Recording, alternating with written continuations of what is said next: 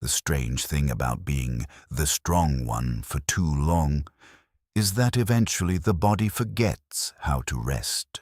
Not because life is still falling apart, not because danger is standing at the door, but because the nervous system has spent years mistaking tension for safety. Morning light enters quietly. Everything appears calm, no conflict, no emergency, no invisible crisis waiting to unfold. And yet, her shoulders remain slightly raised. Her jaw tightens without permission. One hand grips the warm cup of tea a little harder than necessary. Even her breathing seems reluctant to fully arrive, as if somewhere deep inside, part of her is still preparing for a future impact that never comes. For years, strength became automatic, holding everything together, managing emotions, remaining available, becoming the steady place where everyone else could fall apart. And slowly, the body learned a dangerous lesson, that vigilance was protection, that relaxation was risk. So now, even in stillness, something inside her remains awake, listening, scanning, waiting, bracing itself against storms that have already passed.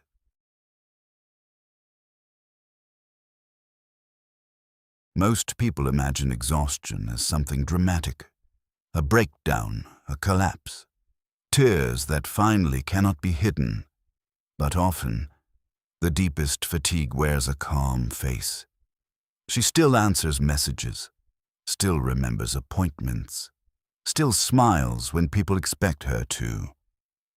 From the outside, everything appears functional, and because of that, almost nobody notices how much energy her nervous system spends simply maintaining the appearance of normal.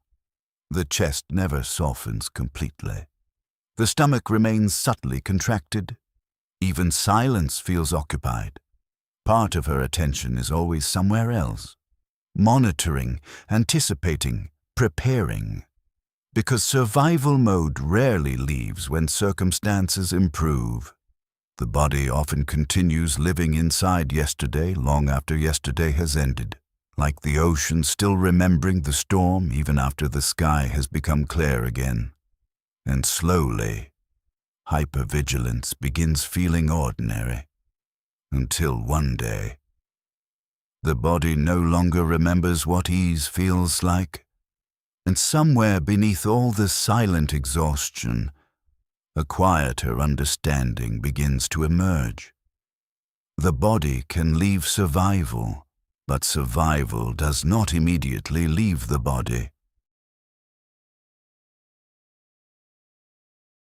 And after enough years, something even stranger begins happening. The nervous system stops waiting for danger to appear. It begins organizing life around the possibility that danger might return. Automatically, quietly, constantly. She notices it now in ordinary moments, the way her attention immediately reads the emotional weather of a room. A delayed reply, a sigh, a subtle change in someone's voice, a door closing slightly harder than usual. Tiny signals. Most people would never notice them, but her body notices. Because for years, awareness was not merely awareness. It was protection. Being emotionally prepared once reduced pain, reduced conflict, reduced uncertainty. And slowly, something invisible happened. Responsibility became fused with safety. If she stayed alert enough, perhaps nothing would collapse. If she carried enough, perhaps everyone else could remain okay. And over time, a deeper equation formed. Vigilance became love. Responsibility became worth. Exhaustion became proof that she cared. Like a lighthouse that has spent decades guiding ships through storms, part of her no longer knows how to stop watching the horizon. And eventually, Peace itself begins feeling unfamiliar. She sits down to rest. Nothing urgent is happening. Nothing requires fixing. Nothing requires carrying. And yet, something inside her becomes restless, not because anything is wrong, but because stillness creates empty space. And empty space reveals a question she has spent years avoiding. Who am I when nobody needs me to hold everything together? For so long. Her values seemed connected to usefulness, to reliability, to carrying, to enduring. So when life finally offers a moment of softness, the body hesitates, the shoulders remain prepared, the breath remains shallow, the muscles stay partially engaged, as if relaxing too deeply might somehow become a form of irresponsibility. And this is the hidden cost of being the strong one for too long.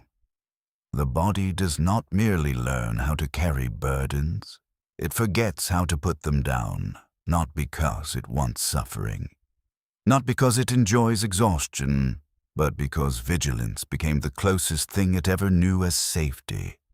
And slowly, almost invisibly, rest begins feeling guilty. Softness begins feeling dangerous, and relaxation itself starts feeling undeserved. And eventually, another layer of exhaustion begins revealing itself.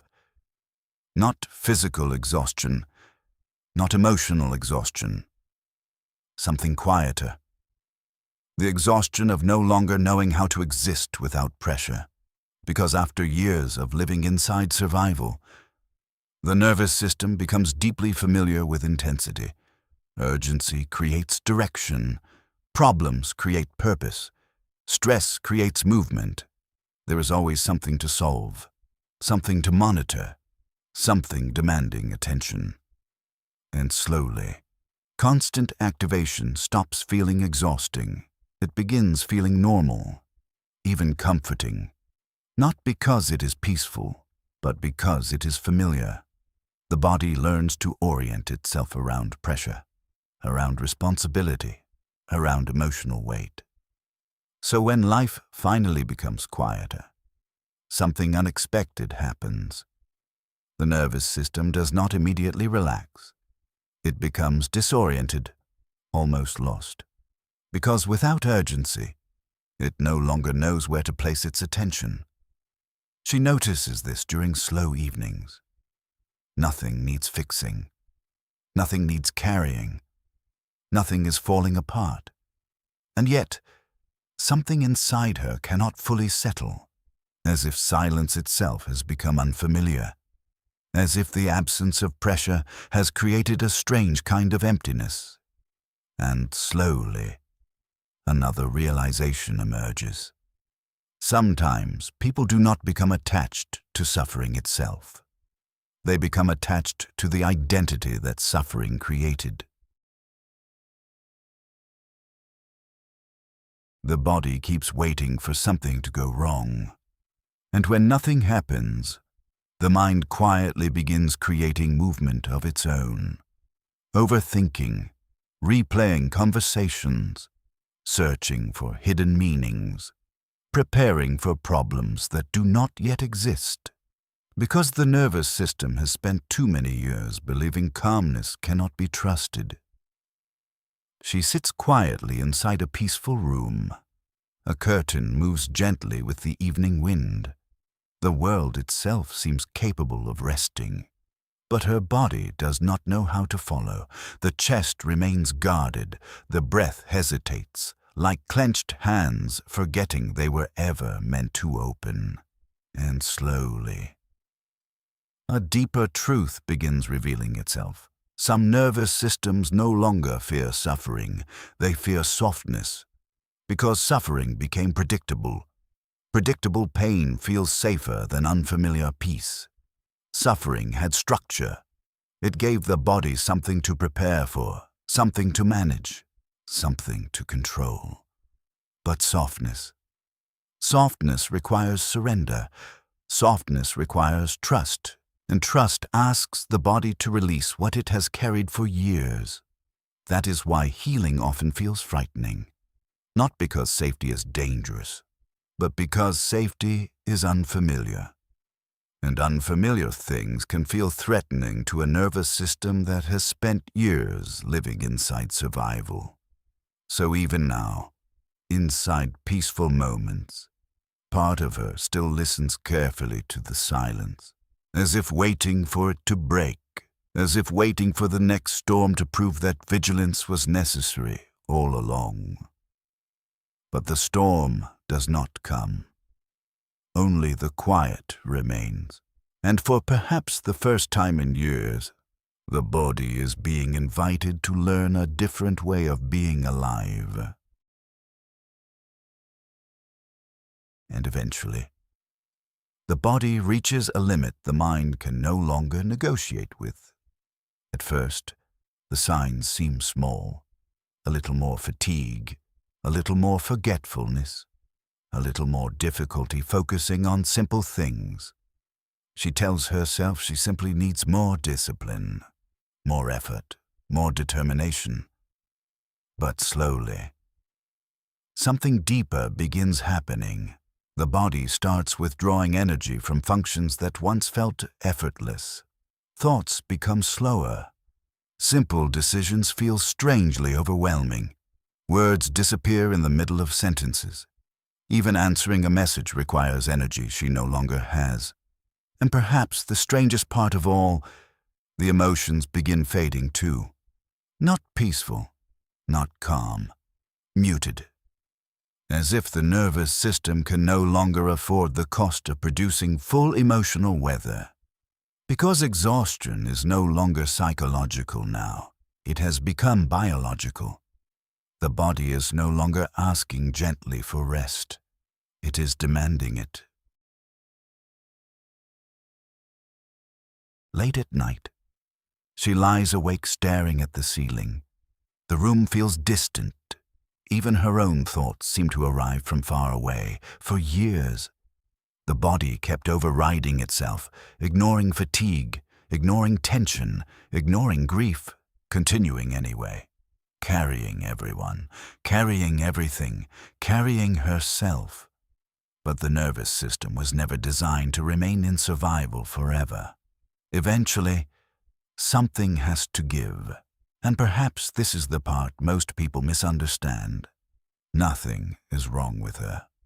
Her body is not failing. Her body is not betraying her. It is trying to save her. The fog, the numbness, the slowing down, the loss of energy, these are not signs of weakness. They are signals. The nervous system pulling the emergency brake before total depletion. Because collapse is not always failure. Sometimes collapse is protection arriving at the last possible moment.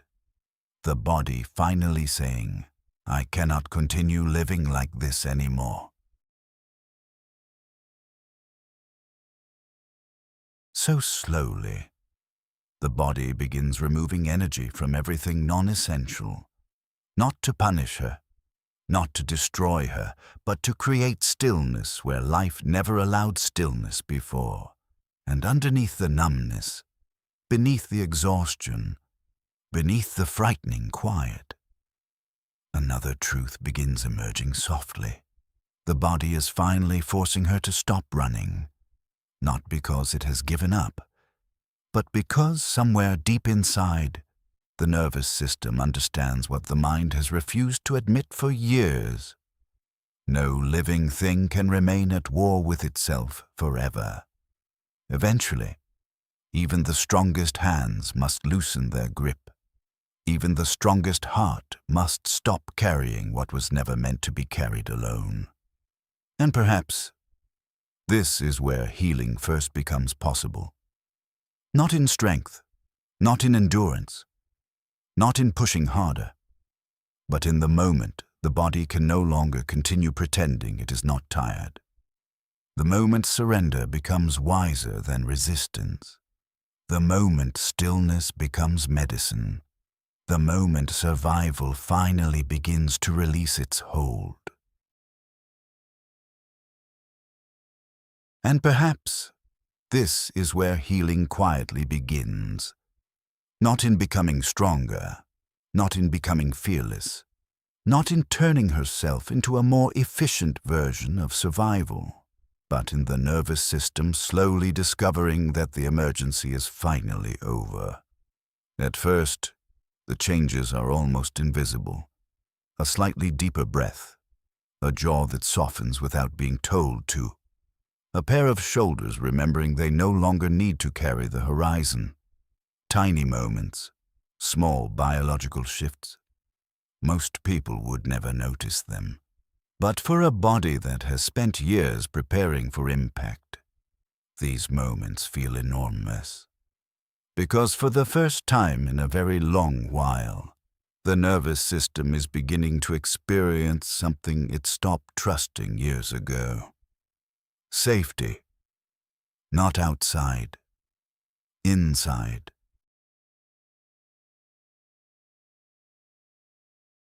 And slowly, she begins noticing how much effort used to exist inside simply being alive.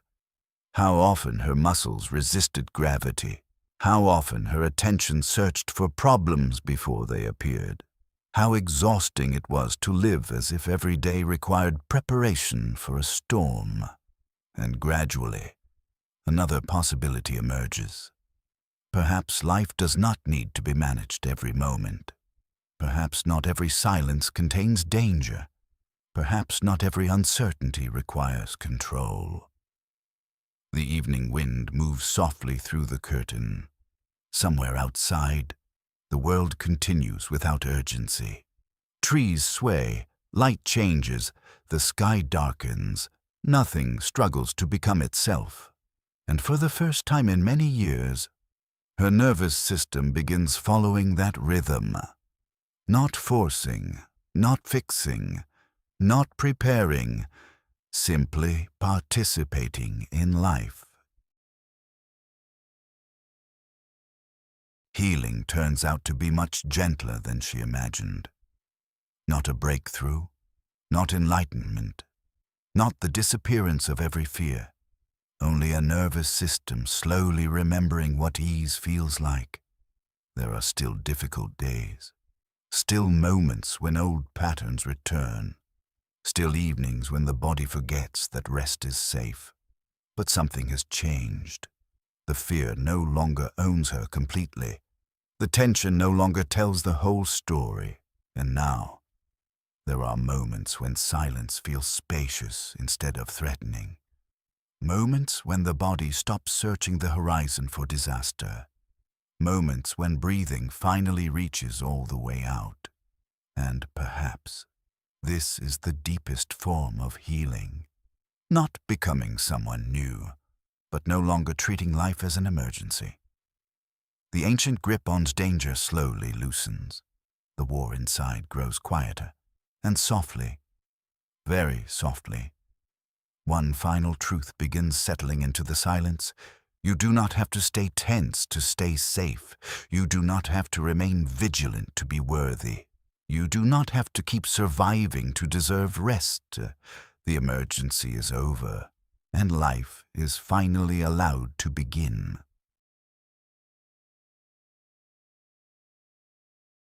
The room remains quiet. Soft evening light rests gently across the walls. Outside, the world continues moving without urgency. Wind through distant trees, a curtain shifting softly with the night air, ordinary life continuing, without asking anything from her anymore. And for the first time in a very long while, nothing inside her is preparing for impact.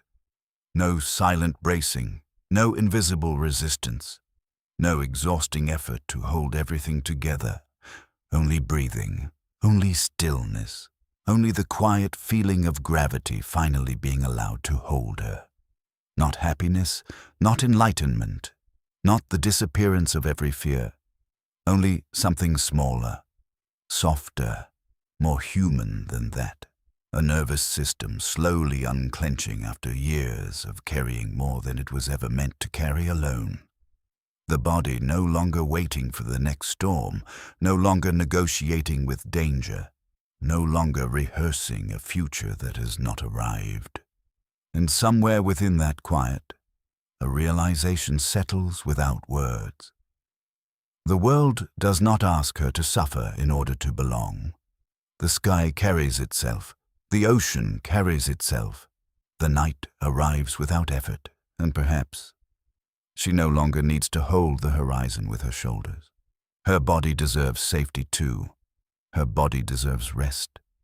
The breath leaves slowly, fully. Nothing follows it. Nothing needs to. The room grows quieter. The light softens. The world continues, and softly, very softly.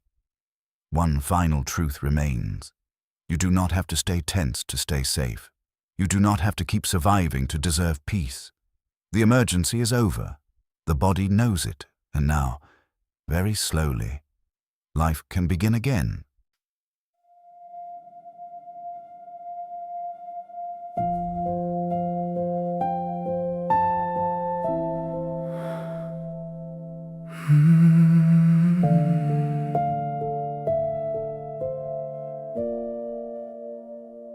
Morning enters through the window like quiet gold upon the floor, but there is still an ancient winter moving softly through the bones. The tea is warm against her fingers. The sky outside is clear and blue, yet her hands still hold the porcelain as if another storm is due. She has been the steady lighthouse through too many restless seas, holding worlds upon her shoulders, breathing tension like a creed. And somewhere deep beneath the silence, her nervous system still believes that relaxing for one moment might allow the whole thing to break. But you do not have to hold the horizon with your shoulders anymore. The world will not collapse because your body touches the floor. The sky can carry its own weight. The stars still know where they belong. You do not have to stay tense just to survive another dawn. Let the heavy armor loosen.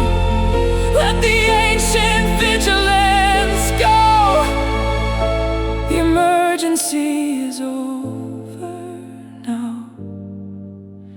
You can soften slowly.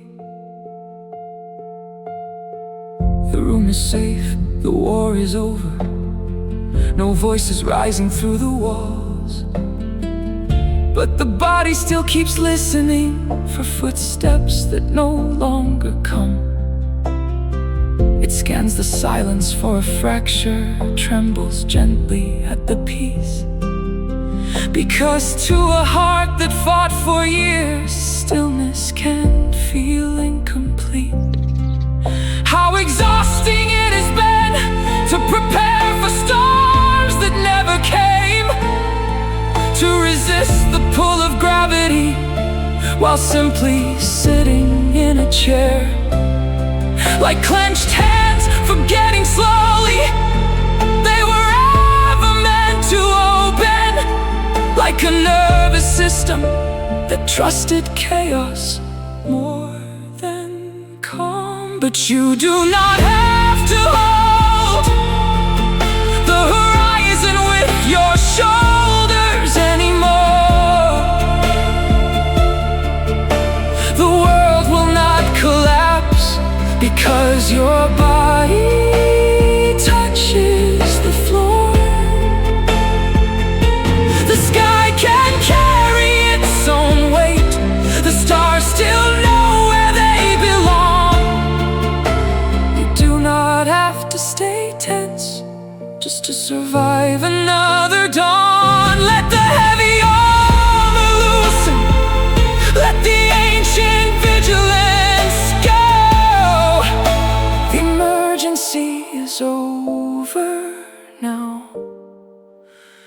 You can soften slowly.